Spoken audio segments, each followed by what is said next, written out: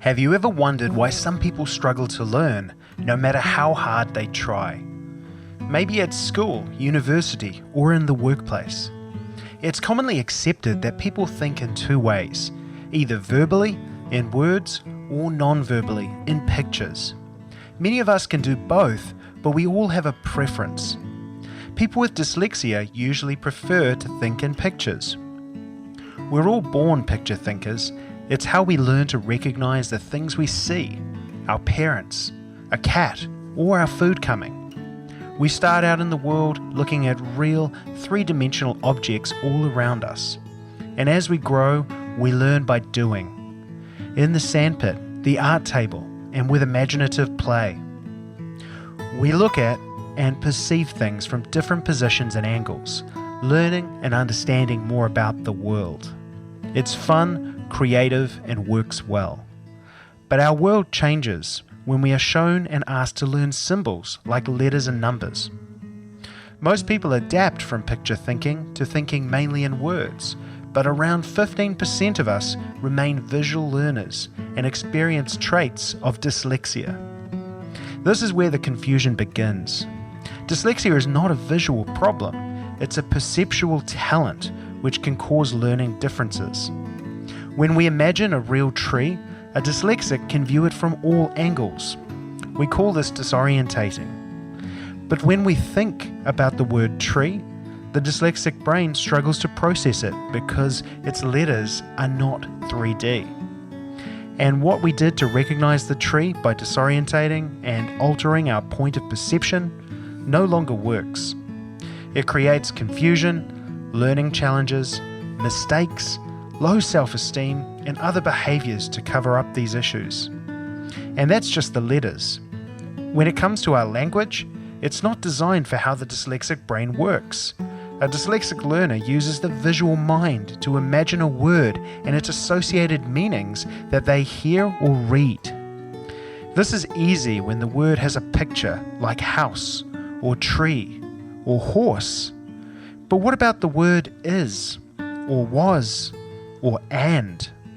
Those words make up 75% of our language, and because they don't have a picture, they make comprehension difficult for visual learners. Just imagine how hard it is for a dyslexic person to deal with. You may have heard the saying that a picture paints 1,000 words, but for the creative dyslexic mind, one word can paint 1,000 pictures. With such a rich internal visual landscape, it's easy to see how a picture-thinking individual can get lost in their vivid imagination. What is often seen by the outside world as not paying attention is in fact paying great attention to their inner world. Picture thinking, with its associated disorientation, is a very natural way to perceive information, but it's also the root cause for dyslexia. Meet Oscar, a 9-year-old boy who has dyslexia and a big creative imagination. Oscar often daydreams while doing other things. On his way to school, Oscar is thinking excitedly about his soccer game during his lunch break. As usual, Oscar gets to class late. Oscar, can you please read the first paragraph on page 4 from the book we've been reading in class? Okay, I suppose. The man was able to own the house, a park, house, horse. Oscar, still tripping over those little words, but good job on getting horse.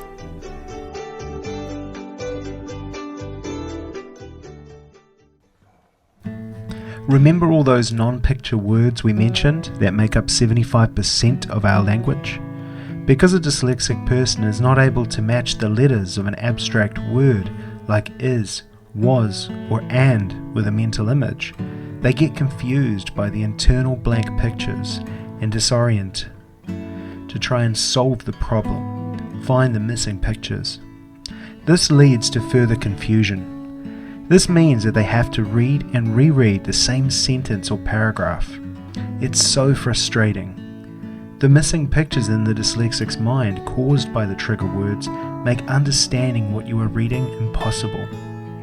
The dyslexic mind only has a fraction of the information conveyed by the words. They keep reading. Can you tell what happened?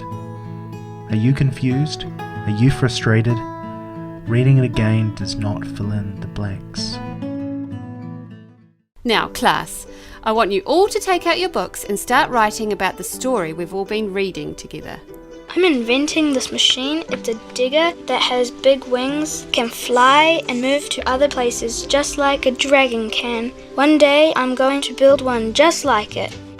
Nah, I bet you'll never make that.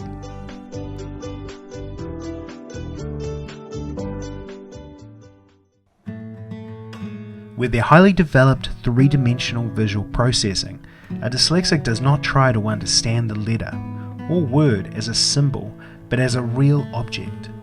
The only mental image the dyslexic mind can access is that of the symbols for the word in front of them, and these they process intensely as virtual three-dimensional objects, examining them from all angles. The letter B can be experienced as a D, or a Q, or a P. Within seconds, the dyslexic mind may perceive dozens of different views of the word. Some will have a different meaning, some may be senseless, and all but one will be wrong. Now the dyslexic can become disoriented and confused as their mental image is different to the one they read. They may experience this every time they read a book, or a whiteboard, or a sign. It becomes exhausting. This experience can be caused by all two-dimensional symbols and non-visual words, and causes confusion also with maths, attention and focus, and time management. When you see someone with this mind type gazing out the window, they're not processing slowly, they're processing intensely. Finally, break time. Oscar runs to the soccer field. He can visualize how the game is going in his mind. Because Oscar is having so much fun, it feels like time is flying by. People with picture-thinking minds often have a distorted relationship with time. Time seems to either speed up when they're involved or excited about something, or slow down when they're bored or frustrated. Oscar returns to class from break, and the topic is now maths. After lunch, Oscar continues to use his imagination in maths class. Oscar, you're supposed to be copying down these maths equations, not doodling in your book. Try to concentrate. All of a sudden, in his mind, the numerals morph into animals on the page. Oscar imagines them wandering across his maths book. Oscar, concentrate on your work, please. Hello, Oscar. Did you work hard at school today? Yeah. We did have a great game of soccer, and I was able to intercept the ball twice and kick it to Billy, and he scored 2 goals and we won the match. Dinner's ready. Oscar, come and get dinner. Oscar, dinner's ready. I've called you 4 times.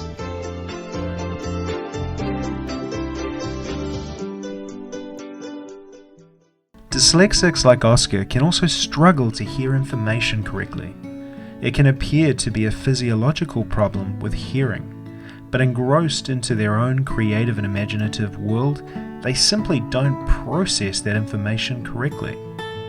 Dyslexia is the incorrect perception of information. This can be visual, auditory, in maths, with balance and coordination, with time and self-management or focus. Dyslexia has many facets, but only one root cause: picture thinking. I know that maths and reading can be a little bit hard when you're dyslexic, Oscar. You know, I am dyslexic. You don't grow out of it. But now, I use my picture thinking talent in my engineering job, and it makes me really good at what I do. There are good things about being dyslexic too.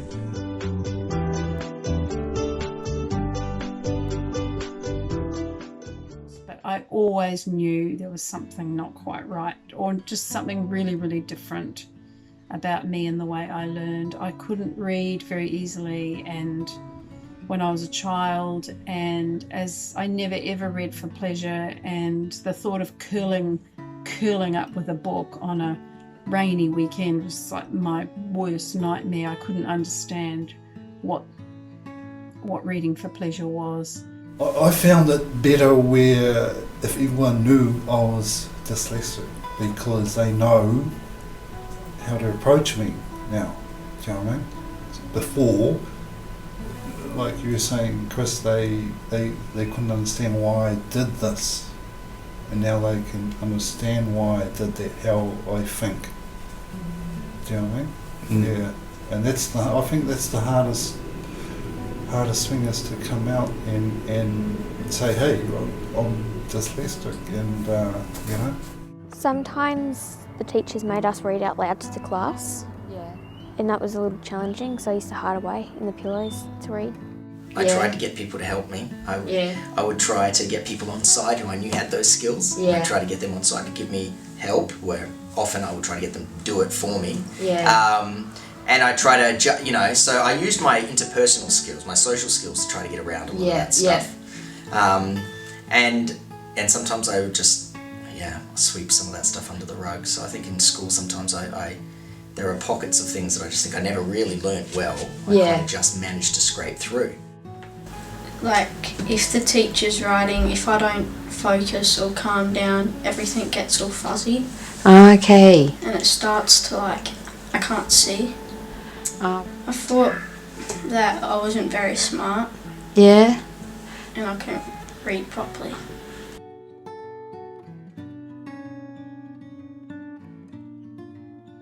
For almost 40 years now, Davis facilitators have helped picture thinkers all around the world to harness their perceptual talent and thus eliminate the learning difficulties that often make academic achievement difficult.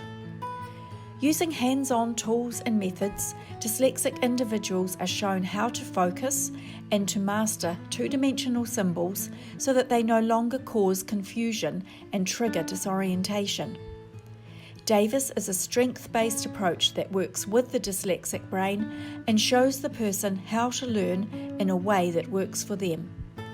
For more information or to find a facilitator near you, visit these websites.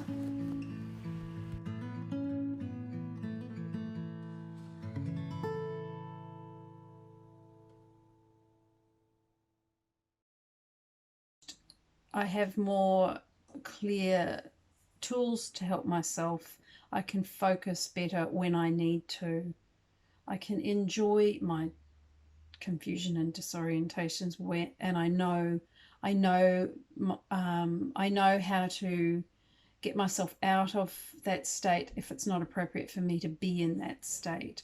I am just much more able to focus when I need to, which is probably the biggest thing. At the start, when I wasn't doing it, I found it really hard to learn because the teachers didn't know how to help me learn. They didn't know how to talk to me about learning.